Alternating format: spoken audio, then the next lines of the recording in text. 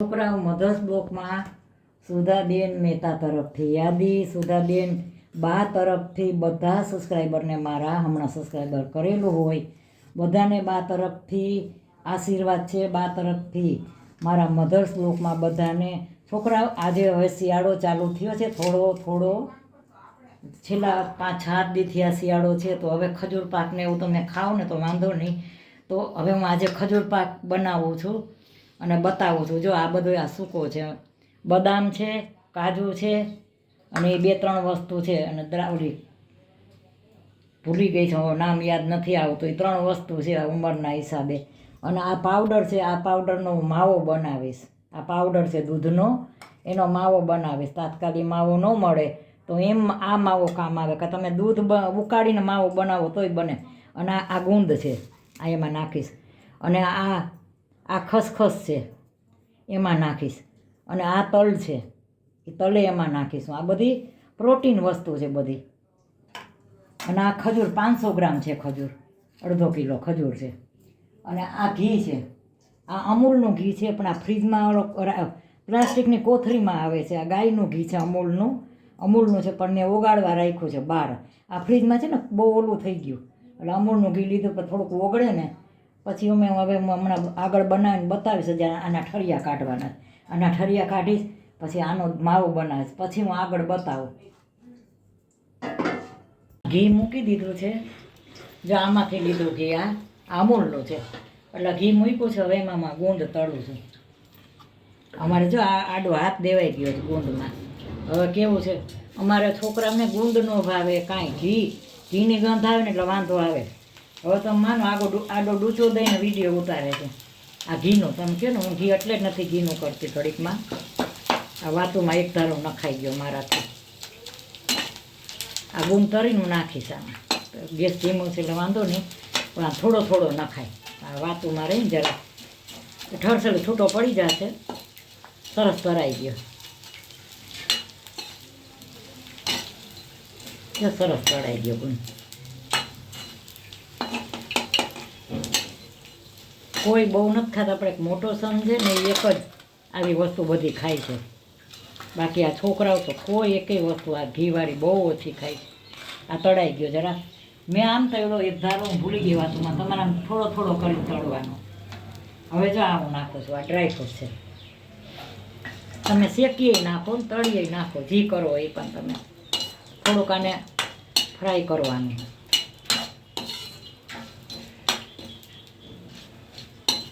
Dry fruit છે ને થોડી જરાક વાર લાગે, કારણ કે આને ફૂલવાનું ન હોય અને તળવાનું હોય એટલે થોડીક વાર લાગે. આ તો ફૂલ્યો એટલે તરત થઈ ગયો. આ બાબુ એક 2-3 બાબુ એવા છે ને કોઈ ઘીની સ્મેલ આવે ને તો ભાગી જાય. જો સરસ આ ઘીમાં તળાઈ જાય ને તો તમે આ કોઈ પણ મીઠાઈમાં નાખો ને તો એનો સ્વાદ તમે જોજો અલગ જ આવશે. અને કાચી વસ્તુ તમે નાખશો એનો સ્વાદ એ અલગ હોય.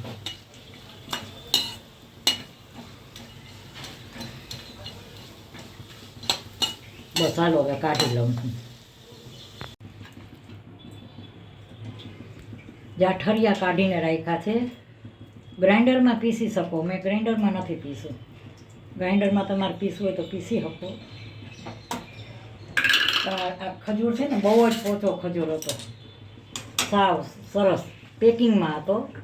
આ કોથળી આવે છે ને પ્લાસ્ટિકની કોથળીમાં પેકિંગમાં હતો એટલે કાંઈ એવી જરૂર નથી પડે એમ. પણ આને છે ને શેકીશ આવી રીતે.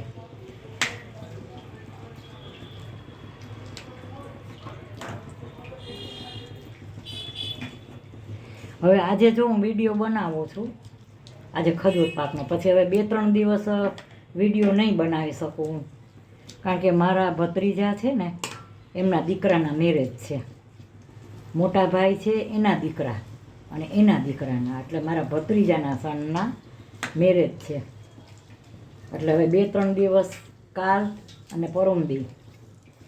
કાલે મંડપ રોપણ છે, પછી કાલે પરમ દિવસે જાન જશે અને એના પછીના દિવસે રિસેપ્શન છે રાતે.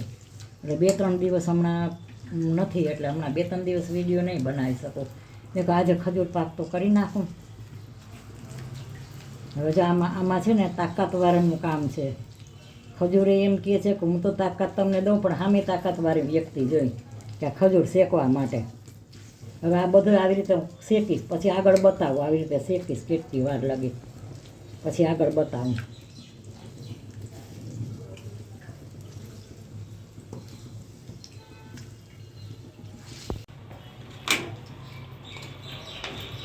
જો આ સરસ થઈ ગયો છે, હાઈ ક્લાસ થઈ ગયો છે ખજૂર. હવે આમાં છે ને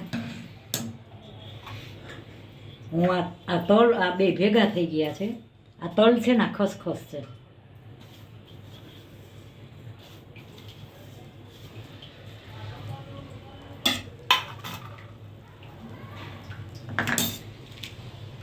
આ ગુંદ છે.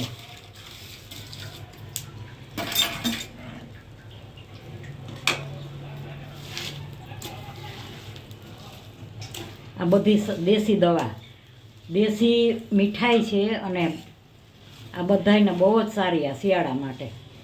આ ગરમ છે ગુંદ, આ ખજૂર છે ને એ ગરમ, એટલે તમે શિયાળામાં જ ખાઓ. બહુ સરસ સારું. આ જો આમાં મેં ગુંદ હતો એટલો બધોય નાખી દીધો. તળીને સેજ મેં ક્રશ કર્યો હતો હાથેથી, વાટકાથી સેજ. હવે આમાં હું છે ને આમાં તલ નથી નાખતી, તલ છે પણ વળી એક બાબુ અમારું છે ને તલ ન ખાય, તો તમે બનાવો ને તો 100% તલ નાખજો. આ મેં તમને દૂધનો પાવડર બતાવ્યો હતો ને, એ પાવડર હવે હું આમાં નાખું છું. જો આ દૂધનો પાવડર મેં બનાવ્યો છે અને એ નાખું છું અંદર. એક મારો મોટો સન છે ને એ જ આ ખાય છે, આ ખજૂર પાક. બાકી અને એક બેબી છે નાની, એ ખાય છે 12-13 વર્ષની. બાકી આ છોકરાઓ બીજા બે મોટા છે ને છોકરા એ નથી ખાતા. જો આને હું આમ મિક્સ કરી નાખીશ આવી રીતે. કેટલો કઠણ છે જુઓ. હવે આમાં તાકાત, હવે ખજૂર એમ કહે છે કે હું તો તાકાતવાળો છું, પણ મારા સામે બનાવવાવાળું તાકાતવાળું છે.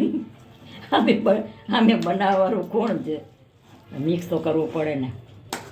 એટલે 2-3 દી હું છે ને વિડીયો નહીં બનાવી શકું, એટલે મેં કીધું આજે આ શિયાળો છે તો ખજૂર પાક અમે માવો બનાવ્યો. તમે પાવડર દેખાડ્યો હતો ને, જો તમે દૂધનો માવો ઘરે દૂધ ઉકાળીને માવો બનાવી શકો, તૈયાર માવો લઈને આમાં ખમણીને નાખી શકો, પછી આ પાવડરનો માવો બનાવીને તમે આમાં નાખી શકો. 3 વસ્તુ છે ઉપલબ્ધ, કરી શકો જે આમાંથી ફાવે એ અનુકૂળ તમને.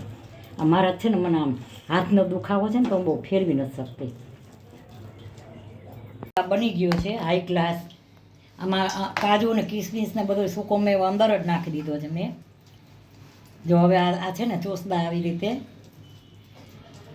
જેમ તમે પાક બનાવવાના ને ચોસલા બને એમ પણ અટાણા હું છે ને તરત મૂકી દઉં છું. એનું કારણ છે મારે થોડુંક છે ને બહાર જવાનું છે, એટલે બધું ભેગું છે. ટાટાણા જો આવા કટકા કરી ને હવે આ જામી જશે ને, જો આમ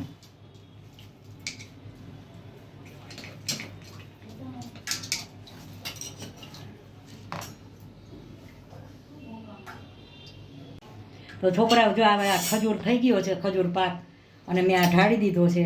અને હવે જો આ ઢાળી અને આમાં કાપા પાડ્યા છે સરસ. હવે આ થોડોક સુકાશે ને એટલે આ ચોરસ કટકા કર્યા છે ને એ બધાય ઢેફલા બની જશે. કટકા ઉથલાવી લઈશ. ફ્રીજમાં રાખો તો એમ રાખો ને અમે ખવાય. તો મારો આ ખજૂર પાક સારો લાગ્યો તો લાઈક કરજો, શેર કરજો, કોમેન્ટ કરજો અને સબસ્ક્રાઈબ કરવાનું ભૂલતા નહીં. બાય બચો.